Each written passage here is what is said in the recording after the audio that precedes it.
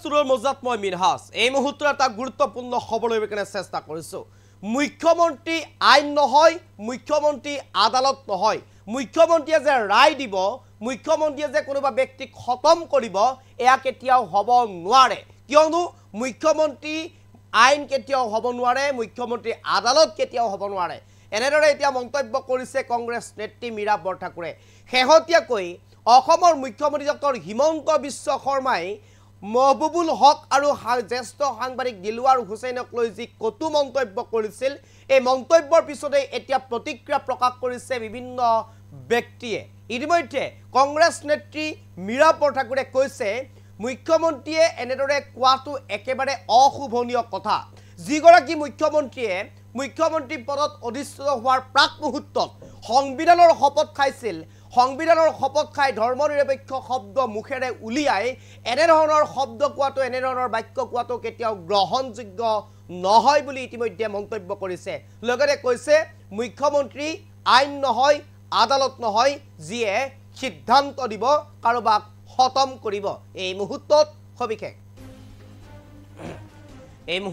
লৈ কেনে চেষ্টা কৰিছো মুখ্যমন্ত্ৰী আইন নহয় আদালতৰ ঊৰ্ধ্বত নহয় সংবিধানৰ শপত খোৱা মানুহৰ মুখত এনে কথা শোভা নাপায় এই মন্তব্য কংগ্ৰেছ নেত্ৰী মীৰা বৰঠাকুৰৰ ক্ষমতা থাকিল বুলি এই যিকোনো কথা ক'ব নালাগে ক্ষমতা আজি আছে কাইলৈ নাই ক্ষমতা থকা মানুহৰ এৰাবাৰীত পৰিণত হোৱাও পৰিলক্ষিত হৈছে বুলি মন্তব্য কৰিলে কংগ্ৰেছ নেত্ৰীগৰাকীয়ে লগতে কৈছে অসমৰ ৰাইজৰ টকাৰে চলি আছে আপোনালোক অৰ্থাৎ যিসকলৰ এতিয়া ক্ষমতা আছে এই ক্ষমতা থকা ব্যক্তিসকলক উদ্দেশ্যে কৈছে অসমৰ ৰাইজৰ টকাৰে আপোনালোক বৰ্তমান সময়ত চলি আছে লগতে কৈছে দিলৱাৰ হুছেইন মহবুবুল হক সন্দৰ্ভত মন্তব্য কৰাৰ পিছতেই প্ৰতিক্ৰিয়া প্ৰকাশ কৰিছে কংগ্ৰেছ নেত্ৰী মীৰা বৰঠাকুৰে এই মুহূৰ্তত সবিশেষ লৈ কেনে চেষ্টা কৰিছে শেহতীয়াকৈ মুখ্যমন্ত্ৰী ডক্টৰ হিমন্ত বিশ্ব শৰ্মাই যেনেদৰে উল্লেখ কৰি কৈছিল সংবাদ মাধ্যমৰ সন্মুখত মহবুবুল হক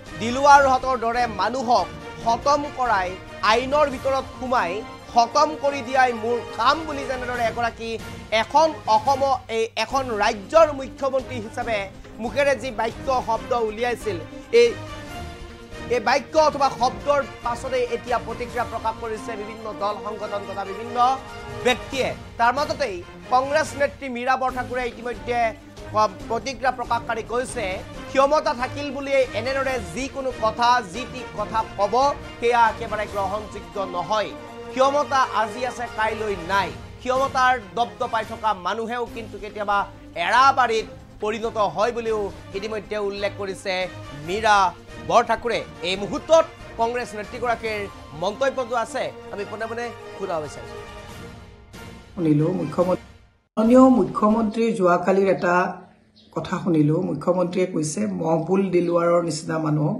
খতম কৰিবৰ কাৰণে বিজেপিৰ জন্ম হৈছে কিমান ভয়ংকৰ এটা শব্দ তেওঁ কৈছে যদি তেওঁলোক দোষী আইনে তেওঁলোকক যাৱজ্জীৱন জেল দিয়ক ফাঁচি দিয়ক যি দিয়ক কিন্তু আইনে কৰিব কিন্তু সংবিধানত শপত খাই মুখ্যমন্ত্ৰীৰ দায়িত্বত থকা এজন মুখ্যমন্ত্ৰীয়ে কেনেকৈ ক'ব পাৰে যে এনেকুৱা মানুহক খতম কৰিবৰ কাৰণে বিজেপিৰ জন্ম হৈছে মাননীয় মুখ্যমন্ত্ৰী মহোদয় ক্ষমতাৰ অপব্যৱহাৰ নকৰিব ক্ষমতা বহুত মানুহ ক্ষমতাশালী মানুহ দেখিছো বহুত ক্ষমতাশালী মানুহৰ শেষটো এৰাবাৰীত পৰিণত হোৱাও দেখিছো গতিকে এনেকুৱা কথা নকব তেওঁলোকক যদি কিবা আইনভাৱে আছে আইনে আদালতে কৰিব কিন্তু আপুনি আইন আপুনি আদালত নহব মুখ্যমন্ত্ৰী এজন ইমান জিতখুৰ হয়নে বাৰু আপুনি যি কথাটো কৈছে মোৰ ইয়াত মহবুল হক বা দিলৱাৰ বুলি কোনো প্ৰশ্ন নাই কিন্তু যুৱ প্ৰজন্মক উত্তেজিত যুৱ প্ৰজন্মই যেতিয়া এজন মুখ্যমন্ত্ৰীয়ে খতম কৰা শব্দটো ক'ব পাৰে তেতিয়াহ'লে যুৱ প্ৰজন্মই কেনেকুৱা এটা উত্তেজিত এটা মানে অভিভাৱকৰ পৰা এটা বাৰ্তা পাইছে ই এটা ভয়ংকৰ দিশত গতি কৰিছে মাননীয় মুখ্যমন্ত্ৰী মহোদয়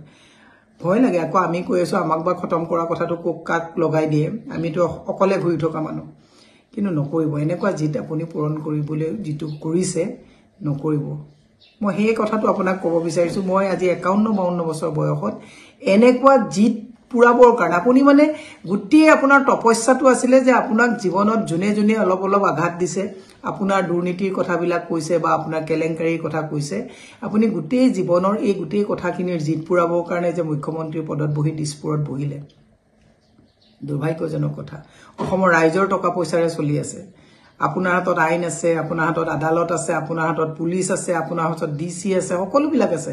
তাৰ অৰ্থ এইটো নেকি যে আপুনি যধে মধে য'তে মন যাব ততে কাম কৰিব?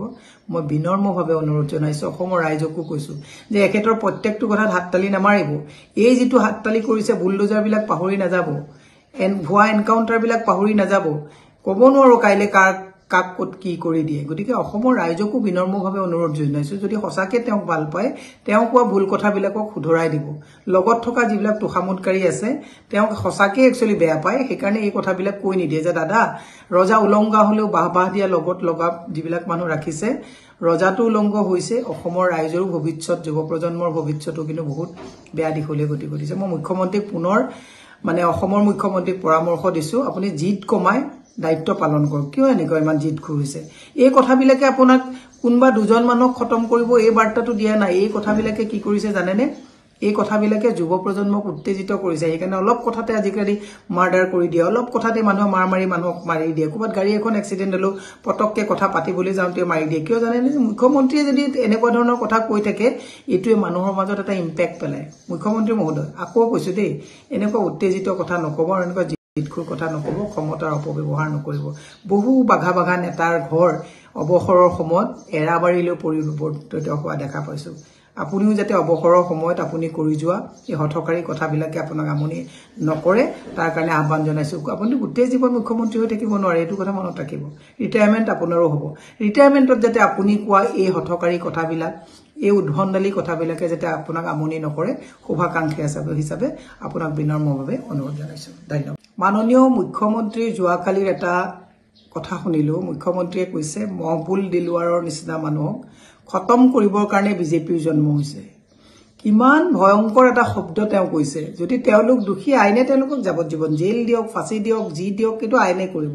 কিন্তু সংবিধানত শপত খাই মুখ্যমন্ত্ৰীৰ দায়িত্বত থকা এজন মুখ্যমন্ত্ৰীয়ে কেনেকে ক'ব পাৰে যে এনেকুৱা মানুহক খতম কৰিবৰ কাৰণে বিজেপিৰ জন্ম হৈছে? মাননীয় মুখ্যমন্ত্ৰী মহোদয়, ক্ষমতাৰ অপব্যৱহাৰ নকৰিব। বহুত মানুহ ক্ষমতাশালী মানুহ দেখিছো, বহুত ক্ষমতাশালী মানুহৰ শেষটো এৰাবাৰীত পৰিণত হোৱাও দেখিছো। গতিকে এনেকুৱা কথা নক'ব। তেওঁলোকক যদি কিবা আইনভাৱে আছে, আইনে আদালতে কৰিব, কিন্তু আপুনিয়ে আইন, আপুনিয়ে আদালত নহ'ব।